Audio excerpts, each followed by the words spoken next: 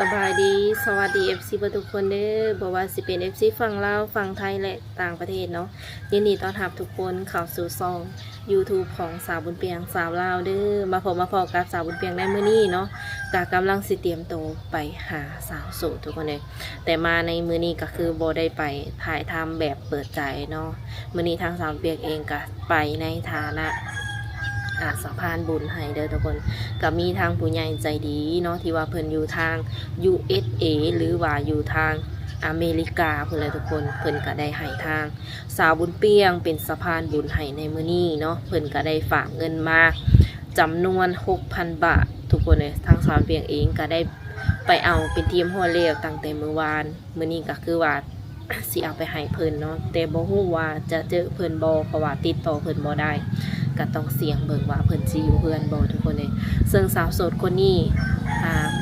ผู้ใหญ่ใจดีคนนี้เนาะเพิ่นก็เคยช่วยเหลือแล้วครั้งหนึ่งมื้อนี้เป็นครั้งที่2ที่ว่าเพิ่นเข้ามาช่วยเหลือน้องคนนี้ทุกคนเลยก่อนอื่นทางสาวเพียงเองก็แจ้งก่อนนะว่าทางอ้ายเพิ่นเอง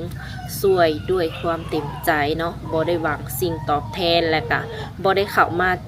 จีบบ่ได้เข้ามาแบบว่าอยากช่วยเลยเพื่อหวังว่าจะได้จีบหวังว่าจะได้น้องเพิ่นเป็นแฟนหรือว่าเป็นภรรยาแบบสิบ่แม่นเนาะทุกคนเพิ่นเข้ามาในฐานะแบบว่าผู้ใหญ่ใจดีอยากช่วยเห็นเลยดูตนสงสารอยากช่วยเหลือซื่อๆประมาณนี้เด้อทุกคนเด้อโดยเพราะว่าทั้งสามเพียงเองก็เห็นคอมเมนต์บางส่วนเนาะเพราะว่าประมาณแบบช่วยหวังผลบ่อยากได้น้องเพิ่นเป็นลูกเป็นเมียบ่จะเข้ามาซอยอีหยังประมาณนี้นะบ่แม่นเนาะทางสามเพียงแจ้งก่อนว่าบ่แม่นเพิ่นซอยอยากซอยแบ่งปันหอยิ้มหรือว่าแบ่งเบาภาระน้องคนนี้ซื่อๆเนาะทุกคนซึ่งน้องคนนี้หลายคนคือสิฮู้จักเป็นสาวโสดที่ว่ายังค้างค่างวดรถยังค้างค่ารถว่าซั่นซะและอ้ายเพิ่นก็เลยว่าเดือนนี้เพิ่นก็เลยฝากมาให้ซอยอีกเป็นเดือนที่2เนาะซอยสิว่าไหนผ่อนงวดรถในเดือนนี้ทุกคนเลยโดยทางสาวเพียงเองก็ขอบใจอ้ายละลายเด้อเนาะที่ไว้เนื้อเสือใจ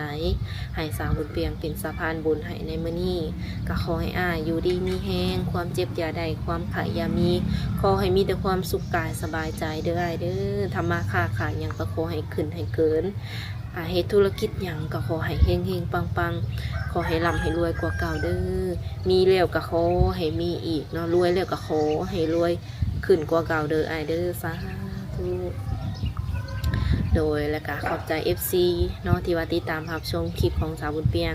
ตั้งแต่ต้นจนจบ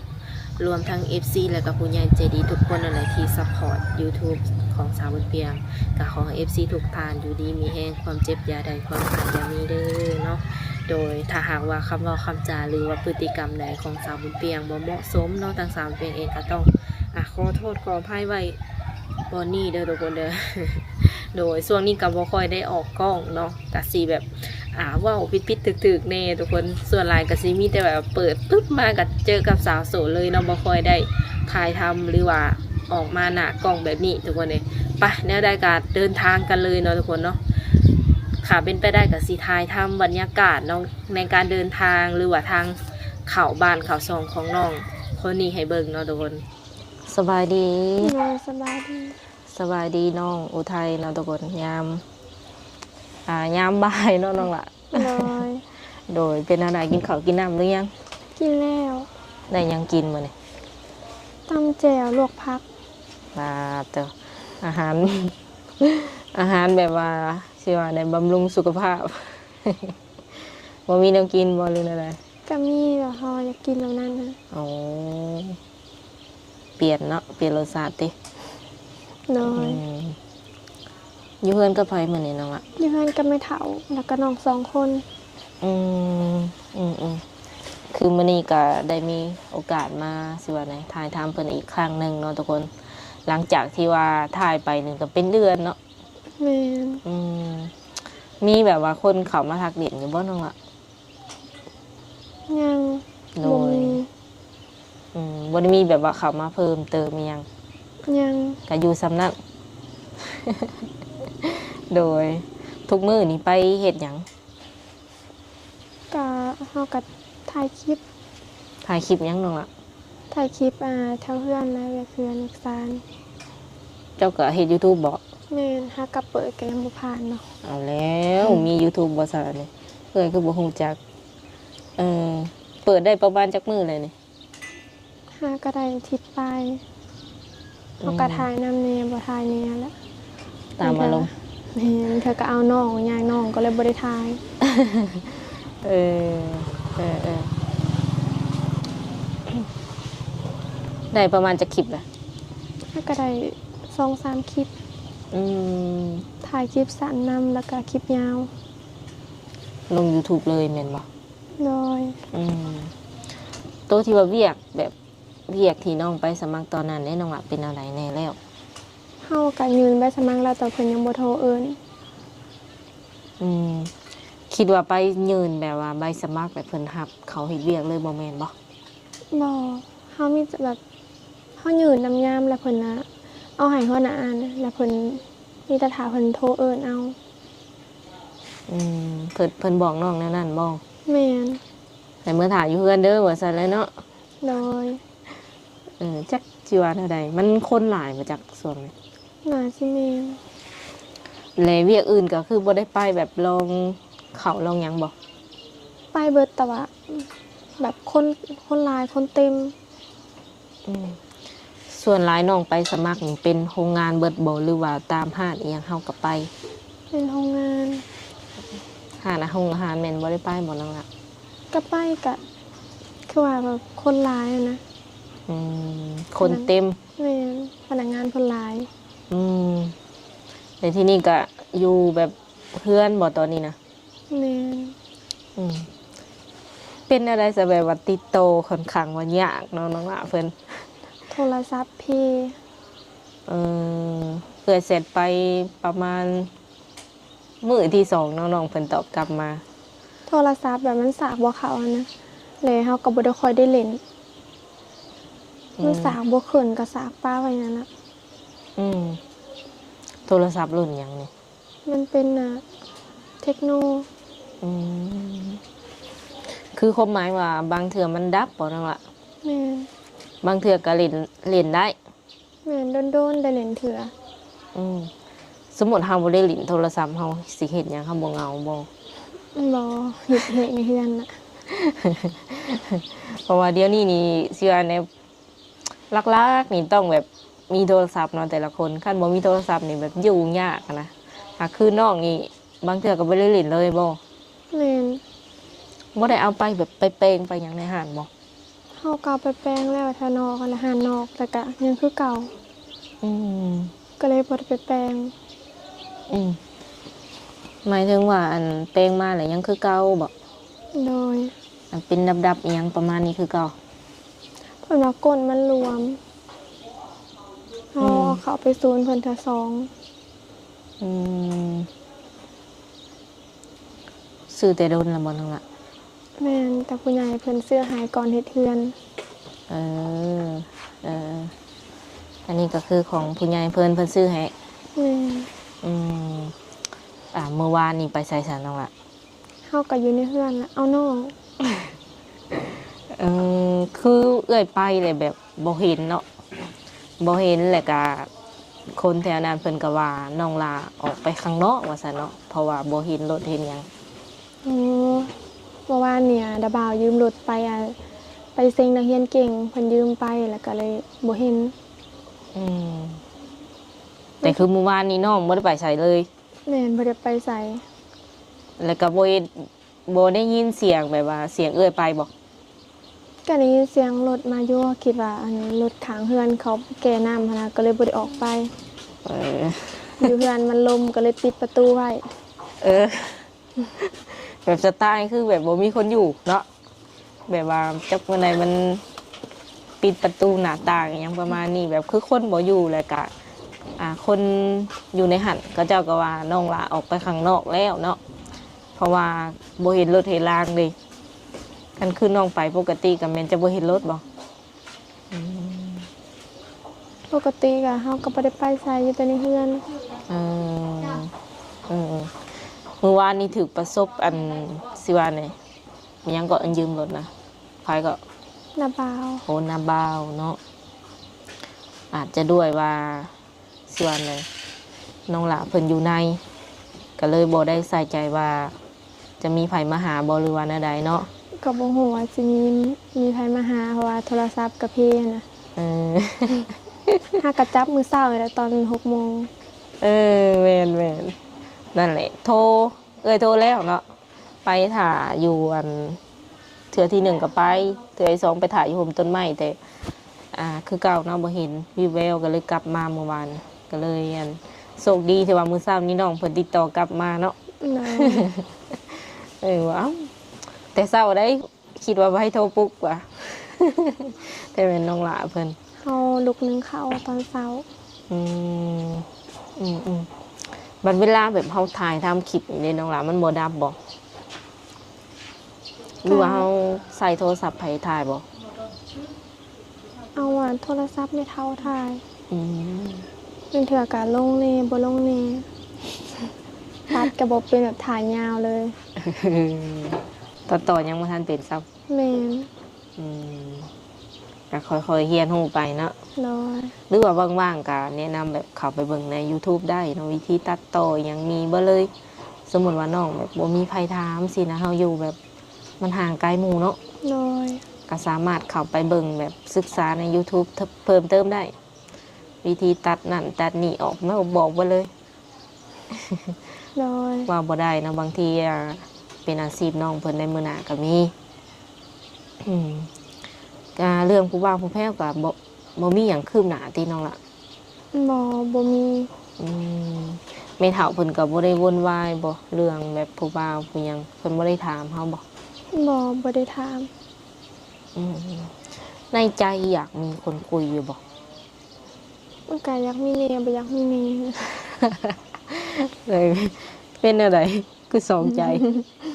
แบบอยู่คนเดียวก็เงียบๆสบายนะ เออเออ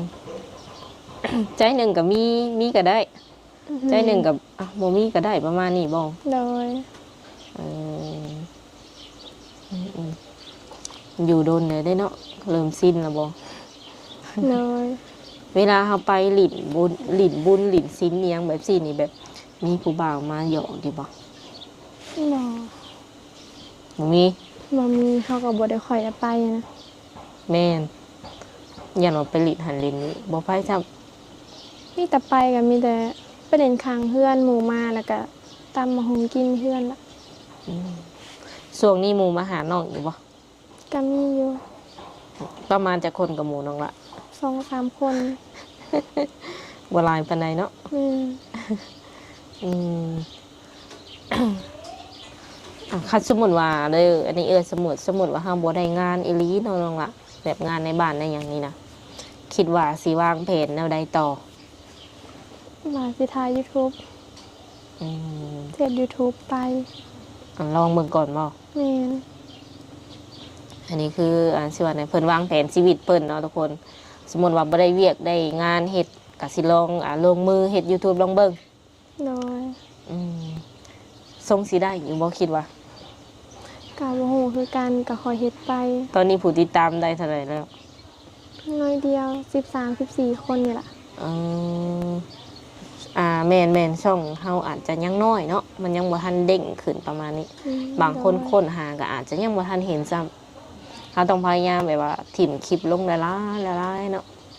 โดย มันจะแจ้งเกิดช่องเฮา โดย ลองเบิ่งแล้วบ่ได้มีแผนว่าจะไปแบบลงฝั่งไทยนำพ่อแม่บ่น้องล่ะ อยากไปอยู่แต่ก็บ่มีพายุทั้งพี่ อืม มีไปลงตลาดน่ะซื้อแนวกินมีซังแหละ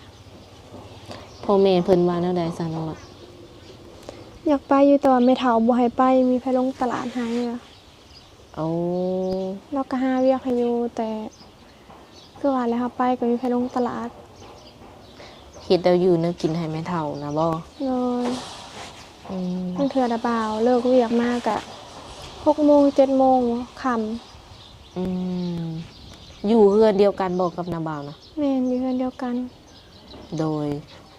ที่ว่าน้องเว้าตอนนั้นนี่มีจักคนก่อนน้องละที่ว่าอยู่น้ำกันตอนนี้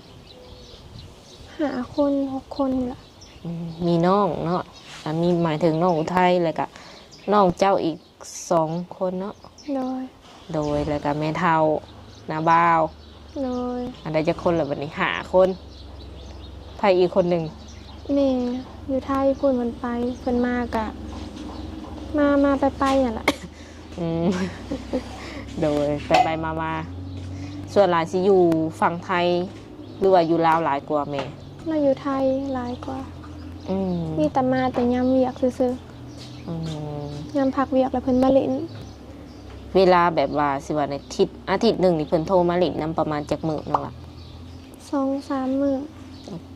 ก็โทรมาอยู่ได้เนาะ โทรมาเล่นน้ำคู่มือเถื่อเราเลิกดึกกะบ่ได้โทรมา อืม ว่าจะเฮาก็นอน เป็นงานหยังน้องล่ะคือแบบว่าเลิกแบบเฮ็ดเวียกเลิกอหยังประมาณนี้ เราเฮ็ดเทน้ำเล็ก ฮะ เฮ็ดแบบอันเวียกถอกเล็กอีสางเทปูนนี่ล่ะผลิตปูน เอาอันผู้หญิงก็เฮ็ดได้บ่นะ แม่นเราก็เฮ็ดในนั้นแหละต้นแล้ว เออเพราะว่ามันเป็นเวียกที่ค่อนข้างว่าอยากหนักแน่เนาะ โดย อันเทปูนเทหยังจังซี่บ่แบบเวียกอื่นก็บ่มีบ่น้องล่ะ ก็มีแต่ว่าเราอยู่นอกกรุงเทพเด้ โอ้อยู่แถวเขตนอกๆพี่เนาะ แม่ อืมเป็นจั่งใดซะเดือนนี้แบบว่าแม่เพิ่นฝากค่ารถให้อยู่บ่ บ่ อืมเดือนนี้ยังบ่ทันมีค่ารถจัง ยัง อืมสมมุติถอกเดือนนี้แล้วนี่ก็ยังอยู่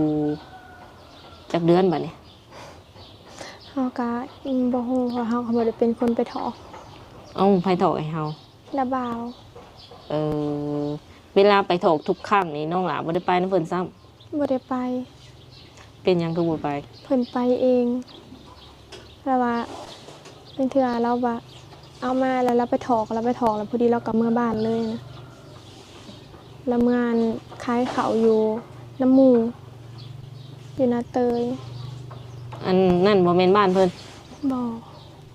แต่ว่าเพิ่นมาอาศัยอยู่นำซื่อๆสิบ่น้องล่ะ กะเพิ่นไปเฮ็ดเวียกอยู่พุ่นแบบชั่วคราววันเสาร์วันอาทิตย์ซื่อ อืม ๆแล้วก็วันจันทร์เพิ่นก็มาอยู่พี่คือเก่าเฮ็ดเวียกเสริม อืมเฮ็ดว่าแล้วมาอยู่เฮือนน้องอุทัยนี่อยู่นํกันนี่เป็นหลักเนาะ แม่น พักเสาร์อาทิตย์นี่แม่นเพิ่นจะได้ไปเฮ็ดงานเสริม แม่นเฮ็ดอันขายเขาวอีสังนั่นแหละ โอ้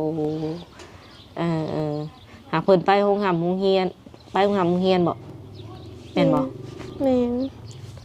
หรือเพิ่นใส่รถคันเดียวกับน้องนี่ บ่คนละคัน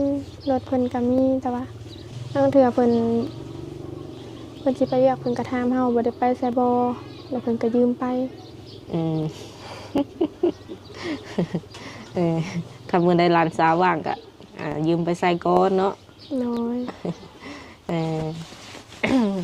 วันนี้กับมมี่ยังไลน์เนาะทุกคนเข้ามาเยี่ยมมายามเพิ่นอะไรแล้วก็เข้ามาสิวันใดเข้ามาในฐานะสะพานบุญน้องหลายมื้อนี้เนาะ น้อย ก็มีทั้งผู้ใหญ่ใจดี คนเก่าคนเดิมเนาะที่ว่าเคยซอยน้องรอบนึงเนาะน้องละ น้อย มื้อนี้นี่เป็นเทื่อที่2ที่ว่าเพิ่นยื่นมือเข้ามาซอยน้อง เพิ่นสิว่าได้ฝากเงินมาให้น้องไปจ่ายค่างวดรถในเดือนนี้ เพิ่นก็คือว่าให้เอื้อนี่เอามาให้น้องอะไรที่จริงก็ตั้งใจว่าจะให้ตั้งแต่เมื่อวาน แต่ก็ด้วยแบบหลายสิ่งหลายอย่างเนาะโทรศัพท์น้องว่าเพแน่แล้วก็ไปหากันกับบ่เจอ แม่ เออ เฮาก็ฝากไว้ก็ 3-4 มื้อแล้วก็ได้เปิดขึ้นมาเทื่อนึง ก็โอเคเนาะทุกคนทางสามเปลี่ยนกับสีขออนุญาตแบบมอบเงินให้น้องเพิ่นก่อนเพราะว่าเอามาเป็นทีมหอยแล้วเนาะเป็นจำนวนเงินอยู่6,000 บาทเนาะน้องละค่ารถนี่เท่าไร5,000ละวะ น้อย ก็เหลือไว้ซื้อกิน 1,000 บาทเนาะ2 4 6เห็นบ่เนี่ย ขอบใจ โดยนับเบิ้งนับให้เพื่อนเบิ้งเลย1 ใบ 2 3 4 5 6 อืม ได้แล้วเป็นทีมหอยเนาะถือว่าภารกิจก็สำเร็จลุล่วงเนาะน้องละ โดย เป็นอะไรความรู้สึกขอถามหน่อยตอนนี้ โดยดีใจที่เพิ่นยืนมือเข้ามาซอย อืม เดือนนี้ก็คิดอยู่บ่แบบเฮาสิได้เงินมาแต่ใส่ได้ผ่อนค่ารถค่าล่างจังซี่ กับบ่ฮู้คือกันว่าสิได้มาแต่ไส อืมแบบก็คิดอยู่บ่เลยแบบเฮาสิหาเงินมาแต่ใส่ให้ค่ารถค่าล่างจังซี่นะน้องละ โดยคิดอยู่ อืมในที่นี่ก็แบบสิว่าเนี่ยเคยคิดบ่ว่าเดือนนี้ก็ต้องสิมีแบบผู้ใหญ่เข้ามาซอยอีกจังซี่นะ บ่ เออ แบบบ่ได้คาดหวังหยังเลยเนาะ บ่โดย โดยเดือนนี้ก็ถือว่ารอดไปอีกเดือนหนึง โดย มีแฮงไปอีกเนาะอืม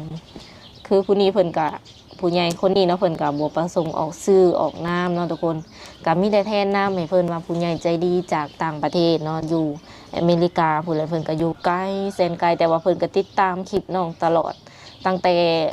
เริ่มแรกจนถึงปัจจุบัน โดย อืมได้คุยได้หยังกันอยู่บ่ บ่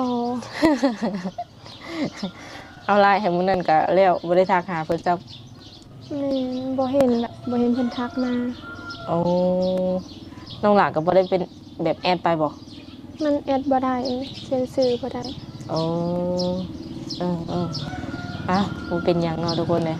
ได้ก็สู้ๆเนาะอ้ายเพิ่นก็ให้กำลังใจคือเก่า โดย ก็พยายามแบบว่าสิว่าในเพิ่นก็ให้กำลังใจอยู่เนาะว่าน้องเพิ่นเป็นแนวใดแน่แล้วปัจจุบันนี้อย่างประมาณนี้เพิ่นก็อยากฮู้แต่คือว่าก็บ่ได้มีโอกาสเข้าไปหาน้องดูเนาะอยู่ไกลกัน แม่น ประมาณจักรักฮู้จักบ่จากบ้านน้องมาหาบ้านเอ้ย ฮู้ ทางฮู้แต่ว่า